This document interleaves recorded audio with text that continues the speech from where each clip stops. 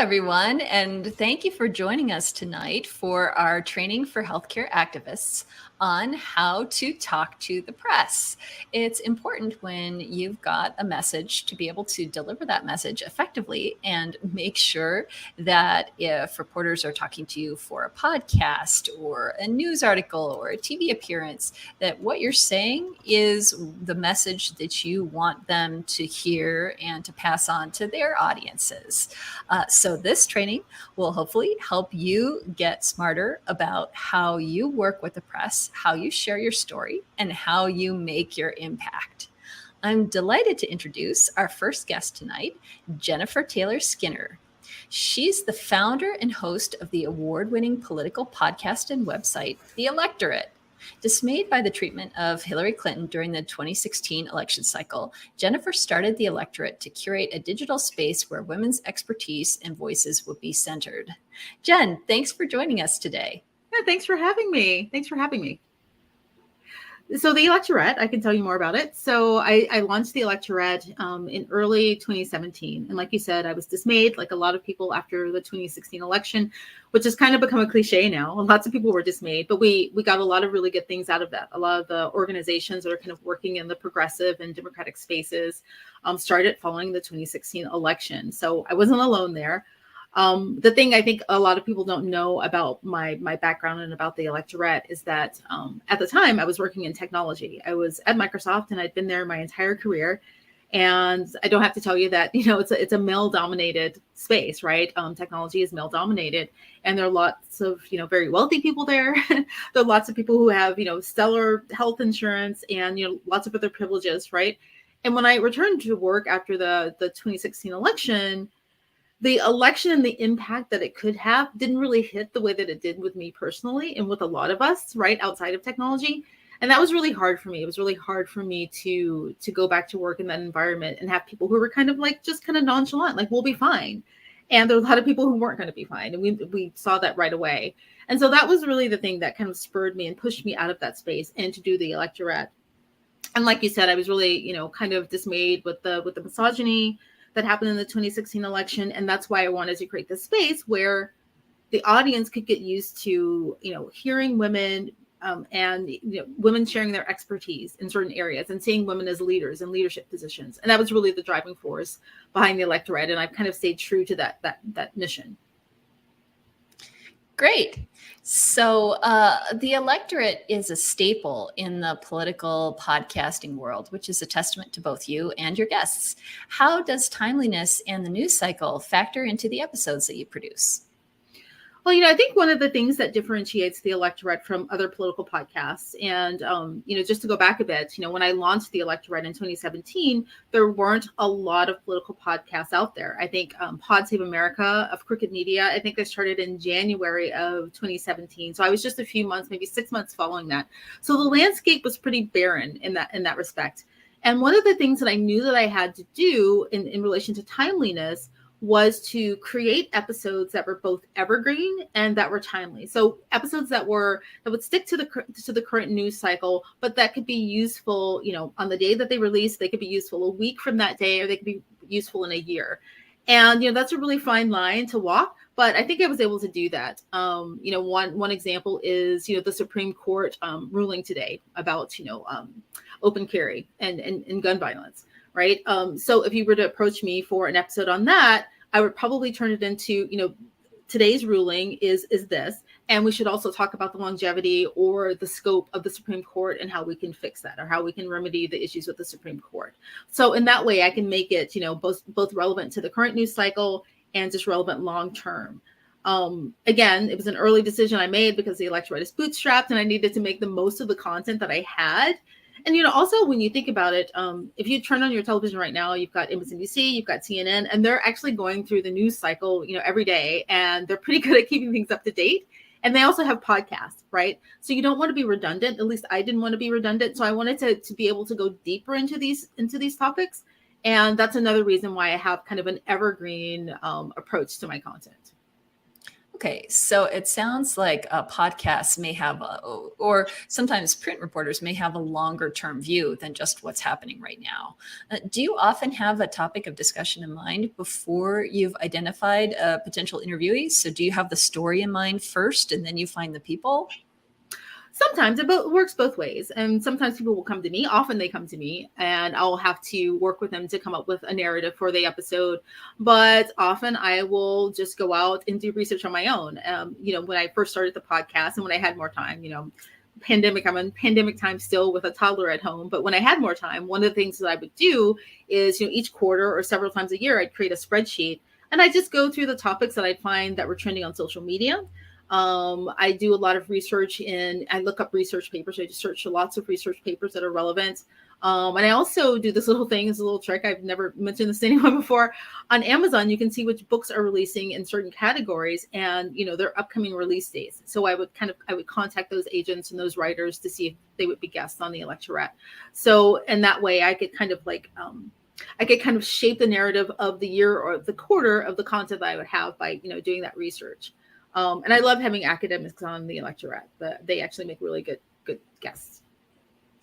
Excellent. And I have a weekly show on Act TV called Care Talk, and I'm also trying to find guests a lot, sometimes at the last minute where something pops up in the news. I know I want to do a show about a topic, and then I have to find the right person. So you must receive pitches all the time. Can you walk me through how you evaluate the pitches you receive and whether you decide if they're going to be a good guest? Well, so the first thing I do is when I receive a pitch and I read, through the pitch, obviously, I have a quick process where I imagine the conversation I can have with this person in my head. And that takes me maybe 30 seconds to imagine. And if I can imagine drawing out that conversation for a half hour, right, to fill an episode, then that's the first step, right? And if they're approaching me about something that is timely, like something that's in the news cycle, I'll probably respond. You'll probably better at getting a response from me if it is something that's a different angle on a topic, right? Like I mentioned before, the Supreme Court or abortion is another one. I've done probably, a dozen or so episodes on abortion. And, one of the episodes that was this week, someone had a personal story about, trying to get a later term abortion in a blue state. So that's a different angle on something that, other podcasts or other, media shows are talking about, or the way that they talk about that specific issue. So that's how I evaluate a pitch. First of all, I have to, decide whether it can fill an episode, if there's enough to talk about there, and if there is a unique angle. Mm-hmm. And it sounds like you're really looking for personal stories, stories that your listeners will engage with. How do you determine which guests will make your show timely, relevant, and exciting for your audience? What in a pitch makes you think we've got to discuss this? Well, if an organization is approaching me, for instance, I can tell in the pitch if it will be a conversation just about the organization, which is fine, right? But you don't want it to sound like a commercial about the organization. You really want them to be able to make their pitch or the conversation really personal. So one of the things that I really look for is if you can create a personal narrative around the thing that you are, discussing on the show. Someone who does that really, really well is LaTosha Brown of Black Voters Matter. That's an organization that goes throughout the South or throughout the country, registering Black voters to vote. And one of the things that she does is she kind of brings back the conversations that she's had with constituents, and she talks about them on the podcast. And you can see her do this she's done this on MSNBC, and she makes that really, really personal. And that's something that I value, and it makes the show just better generally. Mm-hmm. So potential guests must range in their media expertise and their on-mic presence and their ability to persuade and engage an audience. So what makes for a good interviewee? What qualities do they possess? Well, first of all, I try to put my guests at ease when we start. You have probably done this with you, Laura, when you've been on the Electorette. I remind them that it isn't live. So, just to talk like you're talking to your colleague about this thing that you're really, really passionate about. One of the things that I think that you should always do is prepare, right? Even if you're an expert in a topic, always prepare. Think about the pillars of the thing that you are talking about, like the pillars of, healthcare, the pillars of, the Supreme Court and how to reform it, and just come up with 3 or 4 talking points and just kind of practice those talking points and have those just like really down and, memorize, right? But once you get used to doing lots of interviews, you'll be able to go off topic a little bit and, just get more comfortable and have more of a conversational tone. But I think the first thing is to make sure that you have your pillars down and you have those memorized. One of the things that you don't want to do is you don't want to be too broad, right? You don't want to have the conversation to be too broad, or, also you don't want it to have to be too narrow, right?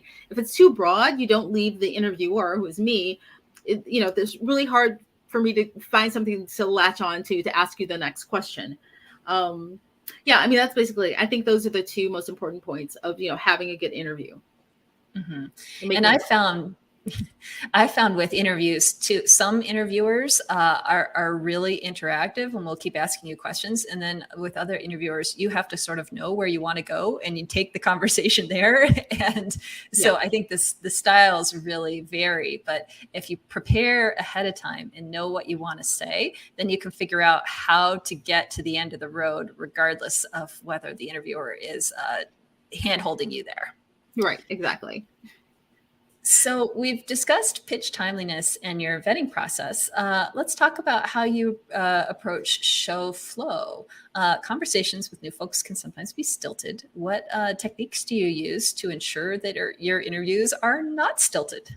Like I said, I remind the interviewee, or before the show starts, that this isn't live, and to just talk to me like they're just having a conversation. So that's the first thing that I do. And another little trick that I have that people probably aren't aware of when I'm recording is that I start the recording early. I tell them that we're starting the recording, but we aren't formally starting the interview yet. And so I start talking about the topic before we are formally into the interview. And that kind of helps people relax. Right. And it helps them kind of get in that mood of, having a conversation. And then sometimes that conversation, the pre-conversation, is so good that I'll edit it into the main conversation. And that works really, really well. And, often during the middle of the interview, I'll take a break and I'll say, do you need a break? Is there anything that you'd like to change about the direction of the interview? Are you mentioning everything? Am I giving you an opportunity to mention everything that you want to talk about? So that kind of helps them relax and kind of get out of the mindset that they're doing, an interview. Mm-hmm. Yeah, and my show is live, so sometimes if the interviewee is done early, then I have to kind of scramble or pick at things that they said and get them to expand on it. So live interviews can be more stressful that way. And as an interviewee, it's really helpful if you have some things in mind to say ahead of time so that there isn't dead air, especially live. Yeah, exactly. So throughout the conversation, what can an interviewee do to help you interview besides, give you good sound bites, give you good quotes? The first thing that I think, and this is a really hard one, and I'm not really sure what the best advice is to not to do this, but it's rambling. And I think preparation helps with that. Oftentimes, I deal with, sometimes they're really complex topics, right? Like I said, sometimes I interview academics who want to talk about their research. And, they're really passionate about it, and they just kind of go on, and an answer can go on for 5 minutes or longer. And, that's really hard to edit. You begin to lose your audience. So again, my advice is to come up with the most important pillars of the thing that you want to talk about and kind of come up with a short soundbite or short answer for, those specific pillars. And then, as you get more comfortable, see how you can kind of branch the topic out, right? But rambling is a really hard one. And then also, when I'm talking to people and when you're doing an interview, it's really hard to get out of your mind that you're actually doing a formal interview. And I think when that happens, at least for me, when that happens, sometimes you stop listening to the conversation and you just start kind of thinking of your rote answers, the things that you've kind of memorized. And so sometimes I'll give someone a cue or I'll make a joke and they're not really listening. And so again, you get that kind of dead air and they don't necessarily respond to the thing that I've said. And so if you can, practice getting out of the idea that or the headspace that you're doing something formal, right? Mm-hmm.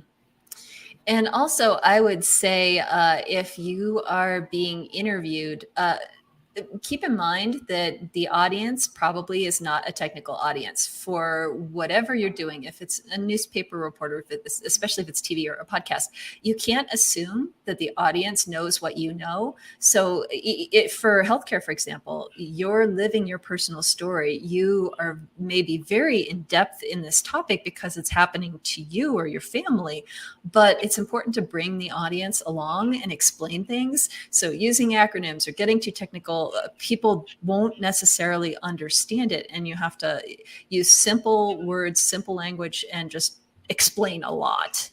Right. You're absolutely right. That's actually one of the tips that I forgot to mention is that, acronyms are, you can, often when someone uses an acronym and I know what it is, I'll explain it, for the listeners, but it's important to remember that, you are the expert and, we kind of have our inside language, but the people who are listening in the audience don't necessarily know that. So just keep that in mind. And what about an interview will make you invite a guest back for a second conversation? What makes for a really great interviewee and you want to have them come back?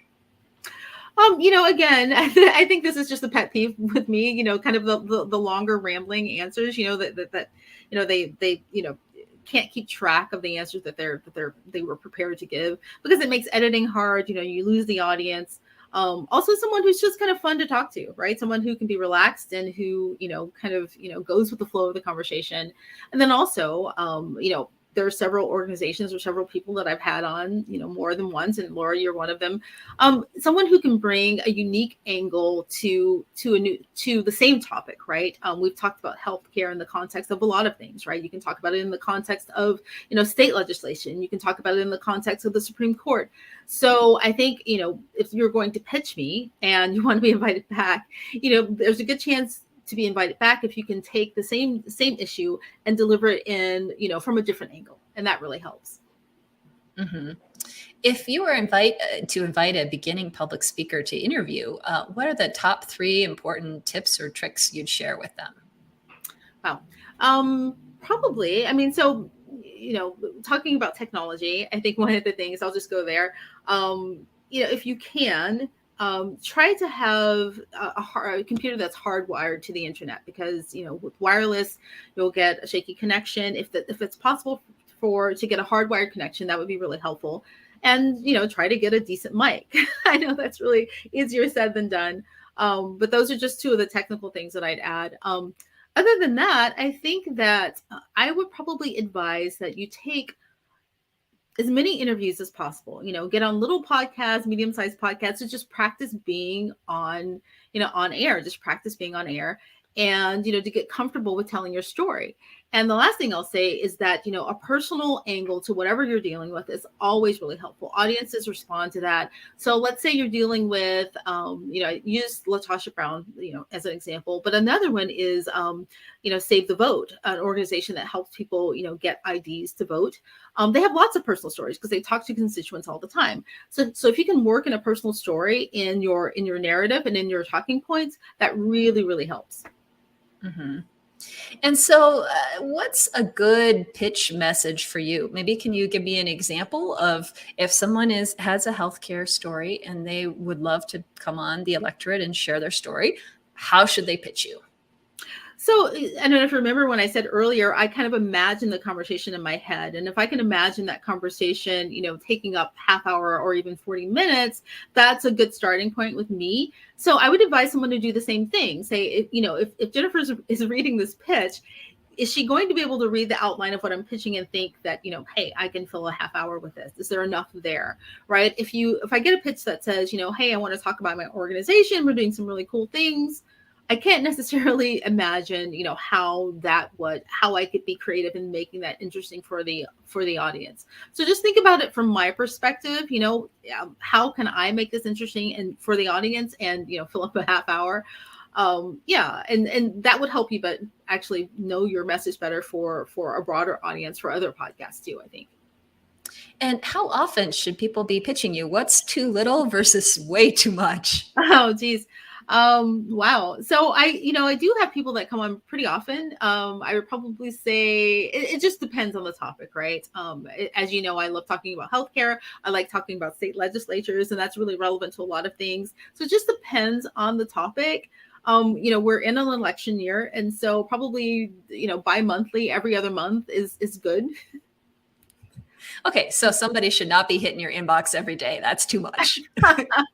Yeah, I mean, so I mean, I can be a little slow with answering my email. So if I haven't answered, sure, you can hit me up every day. That's fine. But as far as like being booked on the show, I probably wouldn't book someone weekly. That would be a lot, right? But I would every other month would be fine. And I'm thinking that probably the larger the outlet, going up to CNN and MSNBC bookers and New York Times reporters and so on, probably the larger your outlet, the more you're getting inundated with pitch emails. So my personal suggestion to our audience is find somebody local if you can. Find somebody who cares deeply about your particular issue if you can, as opposed to trying to find a more generalist. Like the New York Times political reporter is maybe not the best person to approach, but the reporter at your local paper or your local NPR station or a local podcaster may be more interested in hearing what you have to say. Do you agree? I agree with that. And I also would agree that, if you have a niche area, don't be shy about being on social media, right? And posting something about something that's relevant and timely. I've seen lots of people transition from being kind of, social media pundits to being invited to MSNBC or on MSNBC and CNN and on NPR. I've seen that transition a lot, actually. Yeah, and I think a lot of that also has to do with being topical and timely. If you have an important personal angle on whatever's happening in the world today and you put it out on social media, don't be surprised if a reporter comes knocking virtually on your door. Exactly. But podcasts, it sounds like you're less interested in what's on fire today and more like a longer term, more in-depth look at a topic. It can be both, actually. I do like to be relevant, but I also like to, like I said before, I have to make the most of my content.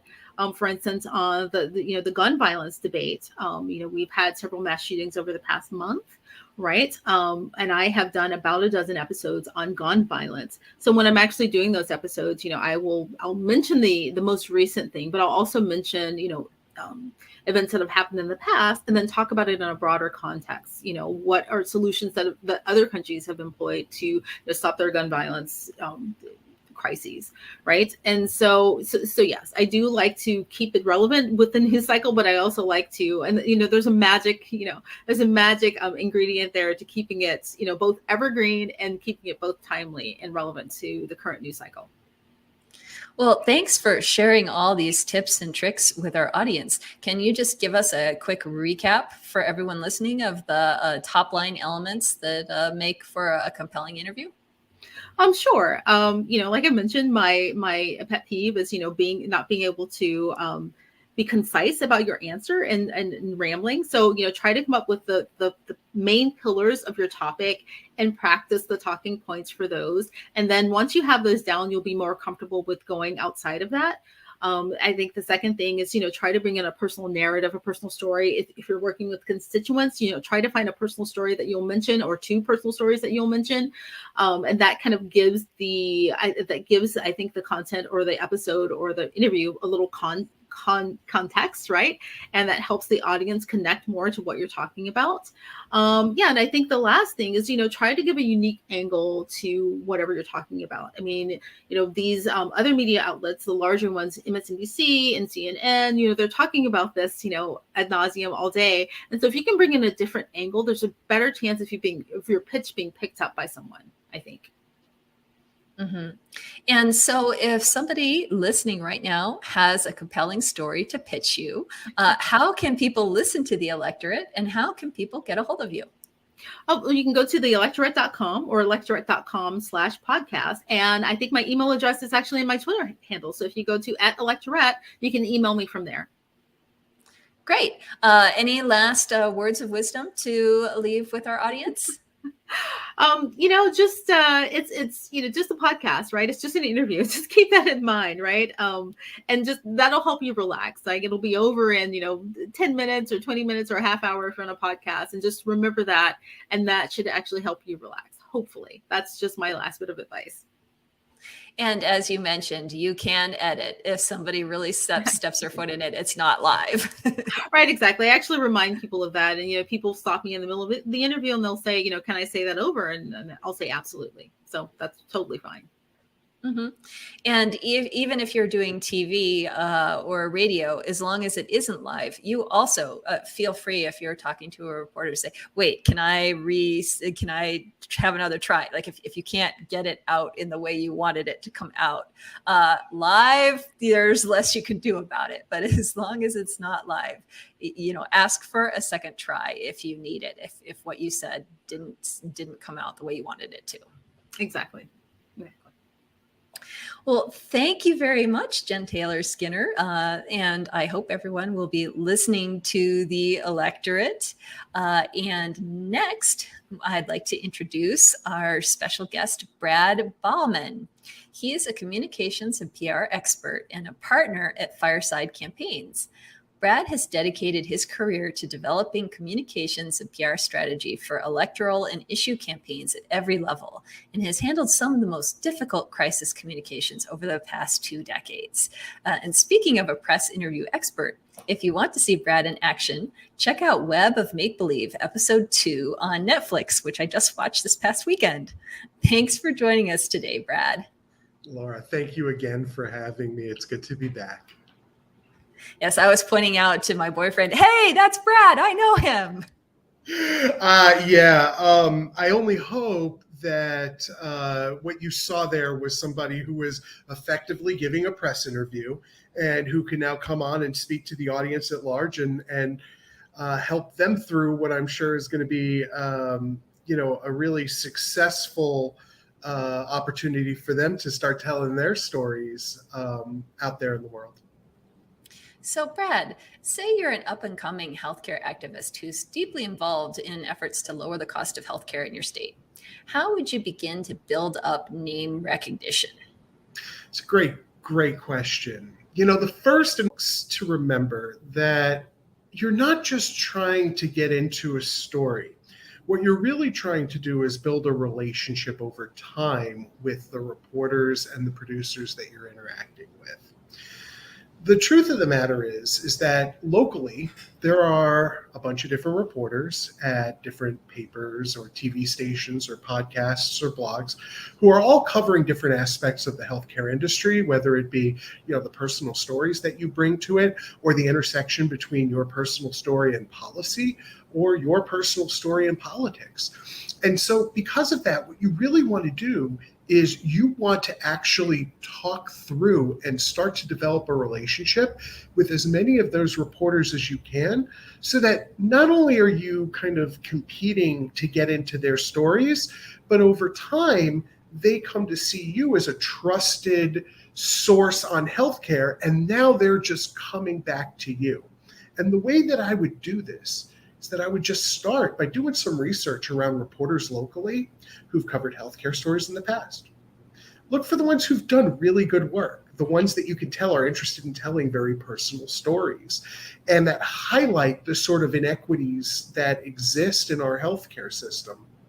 From there, I would email them. And you're not emailing them to pitch them on a story. You're actually emailing them to introduce yourself and ask them to coffee, to have kind of like an on-background conversation with you around healthcare and policy and politics. And it could go something like this. It's super simple. Hi, my name is X. I'm a local healthcare advocate. And I've been working at the intersection of local politics and healthcare policy. Over the next couple months, I'm sure that you're going to want to tell a story or two about how healthcare is affected or is expected to affect key races locally. And I wanted to see if you had some time to grab coffee and chat next week on background about local candidates and how folks in the healthcare industry, or rather healthcare advocacy world, feel about them. Then you give them a few days to respond. And the thing is that you don't want to get concerned if they don't. Because, one of the things that me and the staff at Fireside Campaigns have learned over the years is that you just might not hear from somebody. They look at the email, they read it, they move on, they're doing other things, they're on deadline. So just be cool, be chill, don't worry about it. It's okay if somebody doesn't respond immediately. Hit them up a couple days later and just say, hey, just wanted to see if you saw my email, see if you'd be free to grab some coffee and talk a little bit about healthcare. If you don't hear back from them, then you know what? A couple days or a week later, follow them on Twitter. Start retweeting the things that they're saying. Message them on Twitter or on Facebook when you and other healthcare advocates are talking about healthcare and talking about politics locally. It might be that just by doing those little things where you're kind of like building interaction with the reporter, you're building name ID, you're building credibility. And then finally, what I would say is that you should expect reporters to be doing some research on you. They're going to want to know that you are an expert in what you're talking about. They're going to Google you. They're going to look at your Twitter account. They might see your Facebook page. So make sure that, in your social media posts and in the ways that you've been using social media, that, you're demonstrating professionalism and credibility, because that's going to go a long way in helping you make the case to the reporter that you're somebody whom they should talk to on the regular about healthcare. Absolutely. So that's great advice. And let's say that you've identified a reporter and want to pitch your next big campaign around healthcare. How would you persuade the reporter to write that story? That's a great question. There are two things that I would actually say about that. The first is that if you have successfully worked and kind of engaged with reporters in the ways in which I'm kind of explaining, then you're going to build a natural rapport and a natural relationship with either the reporters and producers, so that when you're ready to make the pitch, they're going to be receptive to it. The other thing, though, and this is for all of those activists out there who've gone knocking doors, who have gone making phone calls, who've done kind of all that work out there, guess what? Doing press is actually a lot like field organizing. It's a law of numbers. It's a law of averages. One thing that I like to tell the staff at Fireside is that you might need to talk with 10 reporters and have 10 different impressions on those reporters in order to get one clip, in order to get one bite. So I wouldn't be, worried if the first thing that you pitch isn't necessarily successful, or that it might take you a couple of pitches in order to do it. One thing that I can offer up in order to highlight when a reporter really wants to write is to think about the reasons why reporters write. And in general, there's like 9 different variables, and this is rough. This is not like the science of it. But these are the things to keep in mind, because these are the things that are most likely weighing in the minds of a producer or a reporter as they're kind of thinking about the story you're telling, and they're thinking about the whether or not they want to write that particular story or feature it on their show. The first and the most important one is timeliness.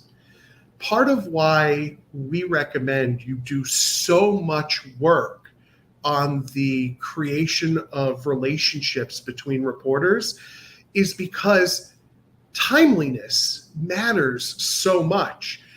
And you're not going to be able to get your story told the way that you want it told if you're just going to cold approach a reporter at the moment at which your story is going to have the greatest impact. You need to ensure that you've done that pre-work over the weeks and months ahead of time, so that when something happens, something that is really, really perfectly timed in the political environment, in the healthcare environment, that allows you to tell your story, it's ready. So remember, timeliness is the first. There are a whole other group of them, though, that you should also think about. How does the story you want to tell kind of express how the world is changing? And specifically, since you're going to be talking with a lot of local reporters and local producers, how your community is changing. What can you say about your story and connect it to the way that things are changing around the audience of the folks that, the reporter or the producer are serving? What is the impact? So if you have timeliness and you can show change and then impact, and you can really express to your audience and to the producer, look, not only does this matter to your audience, but it's going to have an impact on the way that everyone does business here. It's going to either increase or decrease the amount that small businesses are paying for healthcare, or that it's going to change fundamentally the way that healthcare works in our area. I think about a lot of smaller markets that over the last decade have lost hospitals and have been replaced by urgent care centers.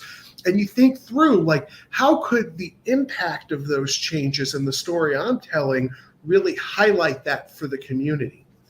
And then, of course, conflict. Everybody wants to tell stories that show conflict and that pin different groups against each other. And obviously we're coming up on an election. And so with the election, there are a lot of stories around conflict that are built into the mindset of what reporters are thinking about. When we think about Democratic control, for instance, over the House and over the Senate, and how it's teetering on the edge, everybody knows that individual congressional races or individual Senate races are going to make the difference and are going to actually figure prominently in who is going to be controlling Congress. You want to be able to bring in the healthcare message as part of that larger discussion on conflict and change. And then, of course, there are a couple others, prominence. You're talking about folks of prominence and how they are kind of playing into this. Proximity. You want to tell local stories, because local stories and your story are what are really going to matter to the local reporters and producers that you're talking about. And then there are a couple like smaller ones, like trends or something surprising or something useful. But at the end of the day, think about it in terms of timeliness and change and impact and conflict. Those are your four biggest ones. And ultimately, once you're successful in kind of building relationship with folks, you can really kind of move your story across any number of those different topics in order to capture the interest of a reporter or producer. Absolutely. So you're successful. You reached out to a reporter via Twitter or via an email out of the blue, and they're interested and they want to talk to you. What's next? What do you need to know before heading into that interview? Awesome question.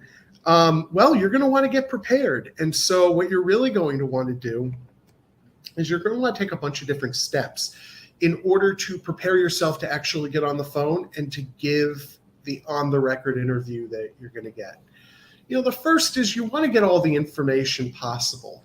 Doing an interview for a print reporter in which you're likely going to talk with that reporter for about 20 minutes and they're going to use like a sentence of what you say is very, very different than preparing for, say, a 2-minute TV segment in which they are going to interview you. And then, you're only going to have one sentence. Or if you're doing a live interview, or if you're doing a panel interview with other guests, or if, like, for instance, you're going to do head-to-head and do a pro and con.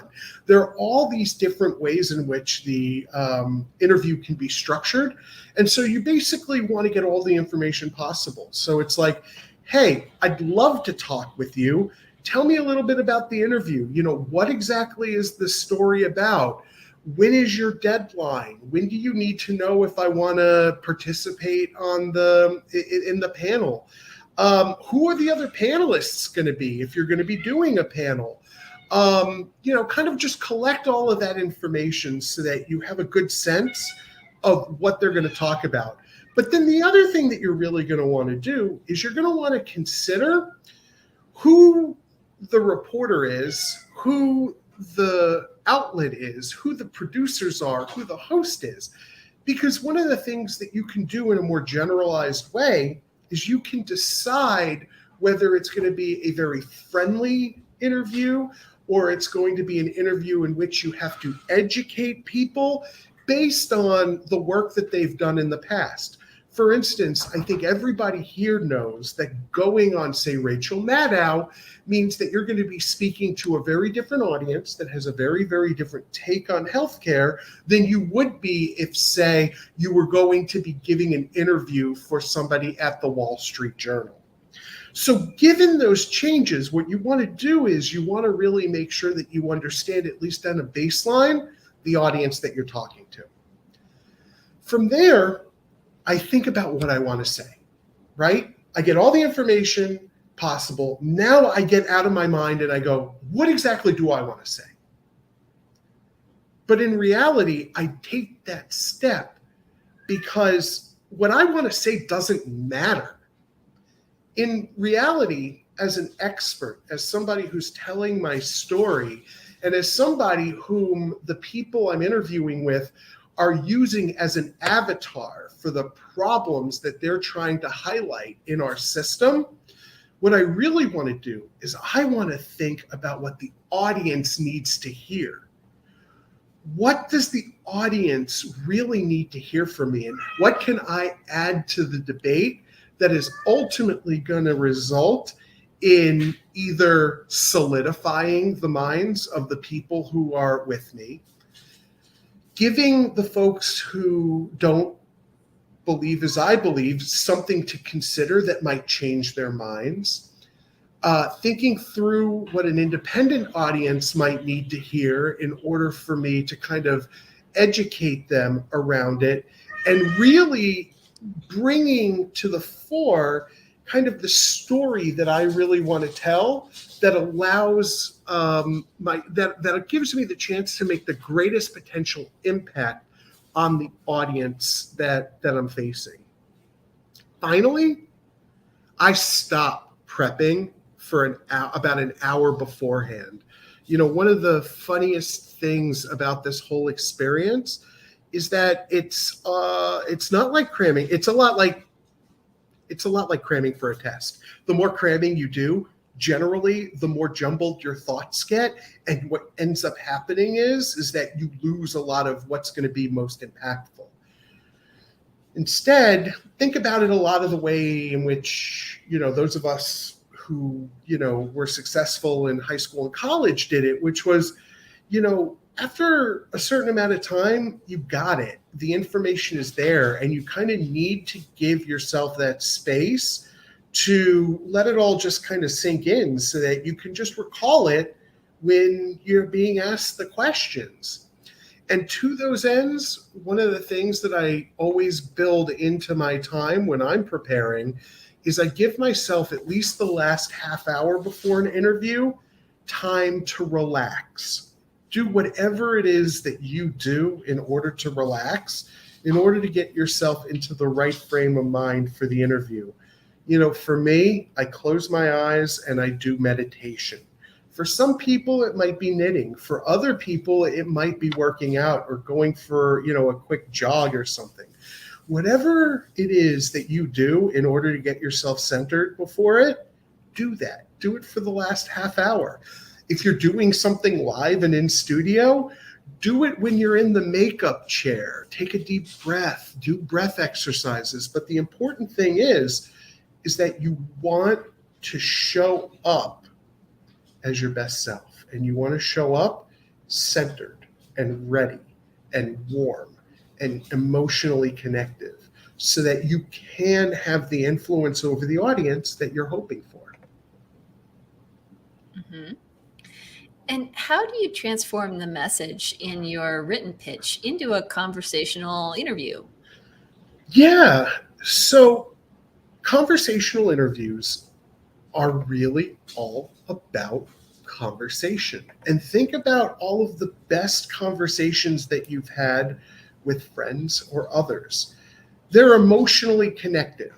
One of the things that we always talk about over at Fireside Campaigns is that long after anyone who sees or hears you forgets the words that you've said, they're going to remember how you made them feel. And so we start from a perspective that messaging should be compelling and emotionally connective, both for you as well as the reporter and your intended audience. What you want to do is you want to take the substance of your pitch and you want to be able to tell a very personal, memorable, engaging story around that point from your history or from your family's history, so that the host and, more importantly, the audience really understand what we're talking about here and what the stakes are. You know, one of the things that we want to do is a lot of times we want to be the fact and figure person. We want to be able to show the audience that we are the expert. We want to try and bring facts and figures. And, you know, I heard, earlier as I was listening in, that Jennifer was talking about like, and actually, Laura, I think you brought up the point of like using like acronyms and things. You know, it's not worth it to use those things, and you're not going to want to do those things. And honestly, you know, one of the other things that I think we tend to try and do is we want to be like fact checkers, and we want to, you know, either repeat and discredit, you know, the specific arguments of our opponents. The truth is that fact checking doesn't work. We know fact checking doesn't work. If it worked, we probably wouldn't have lived through the last 6 years that we did. And further, when you're just leaning into facts and figures, people are not hearing you. People are not hearing the stakes. People are not understanding what the real human impact is behind what these policies or what these reforms really mean. And so what you want to do is you want to talk about story. And that's really where you're going to define yourself, and you're going to define your success, and you're ultimately going to make yourself into a person that reporters and producers keep coming back to. Remember, the audience is going to immediately think that you are an expert by virtue of the fact that you're on TV or you're quoted in the paper. You don't have to prove anything at that point. You're already there.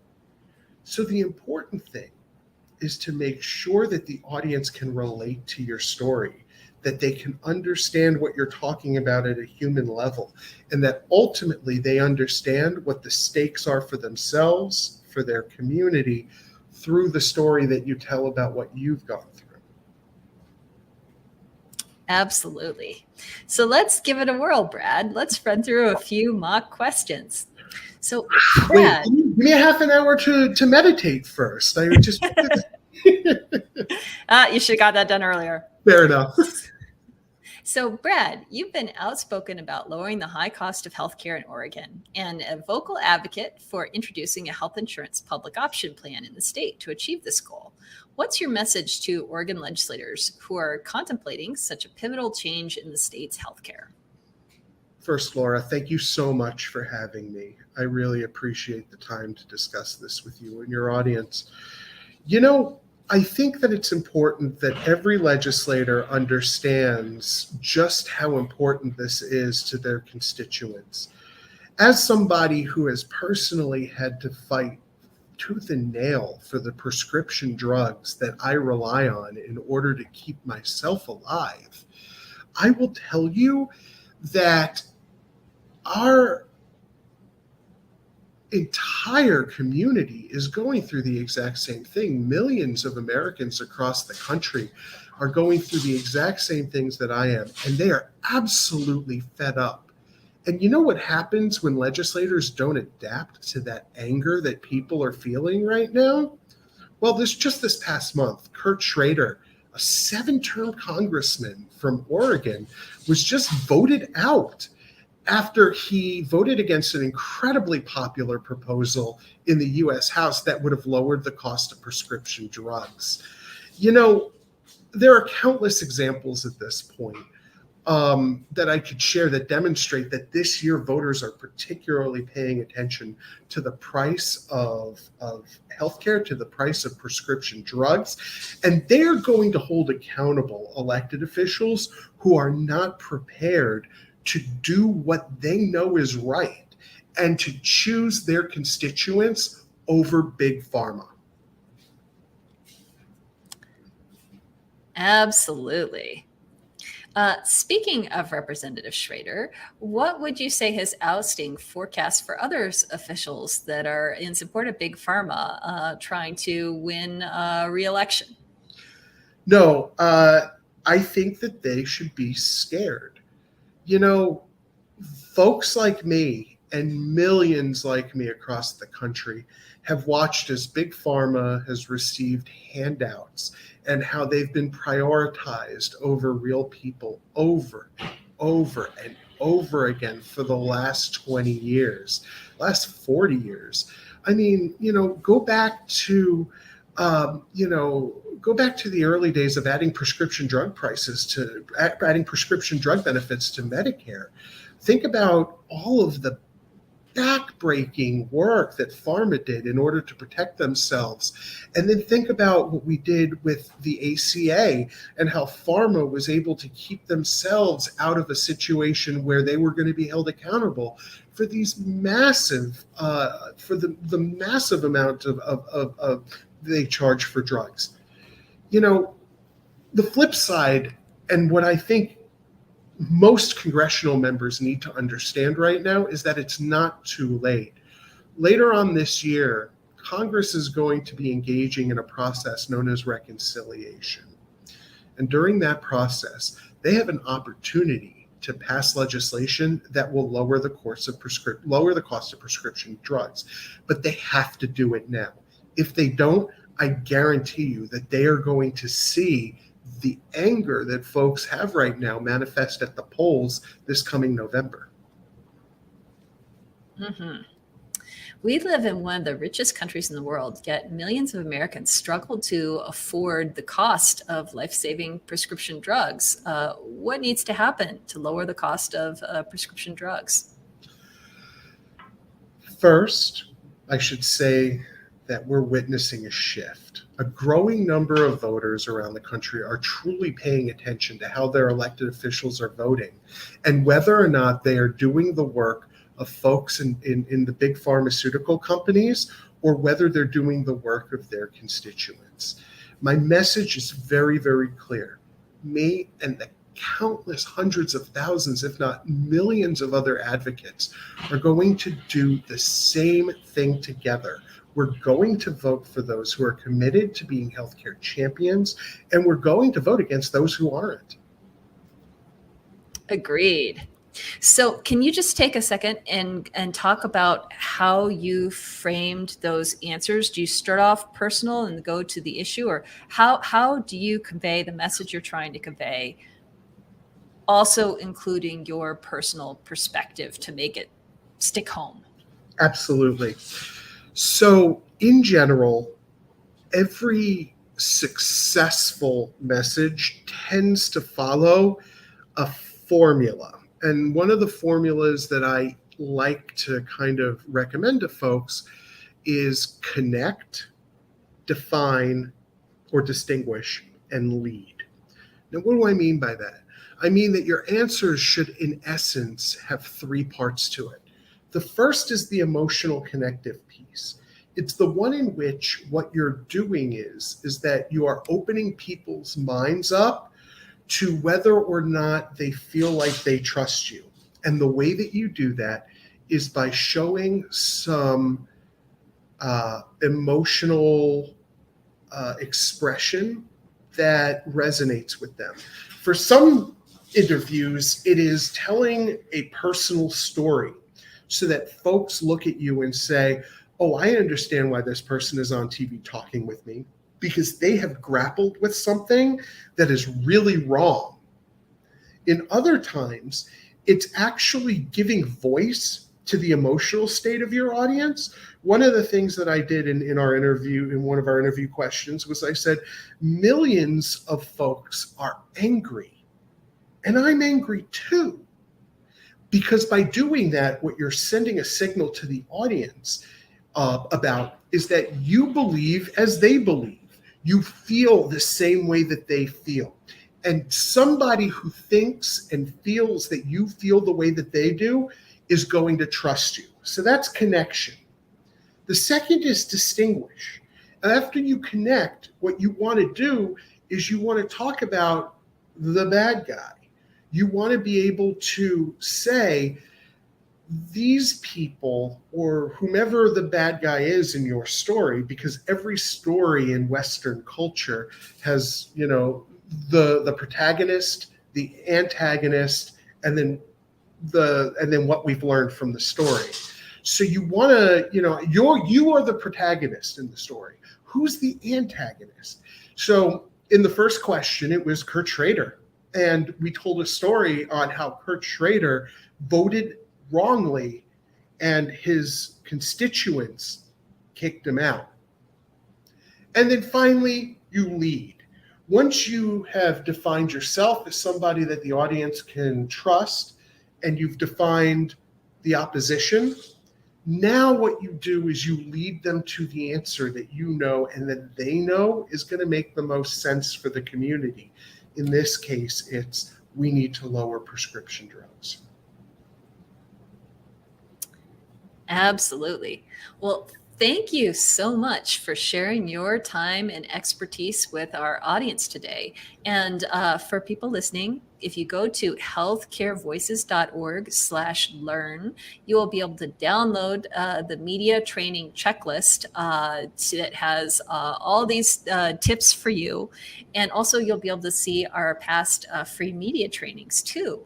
And thank you again for joining us tonight and for being willing to share your story, because we need your stories to be heard in order to create change. And some tips from me as both a producer of a weekly TV show and also someone that gets interviewed on healthcare topics. Reporters and producers and show hosts need you. Follow them on social media, read their stuff, and have an idea of what they cover. And sometimes they'll even say when they're looking for sources for a particular story. Pitch them when your story is relevant, when something is happening that connects to what you're going through. And also know that the more regularly they release content, the more content they need. A daily show needs content every day. A weekly show needs guests and content every week. A daily reporter has to find new topics to write about every single day. So their inboxes may be overloaded, but keep in mind that it is their professional job to do what they're doing, and they need you too. And as Brad was saying earlier, don't take it personally if you don't get a response the first time. You can keep trying, maybe come up with a different, if your story connects with something in the news again, try again, come back to it, try a different reporter.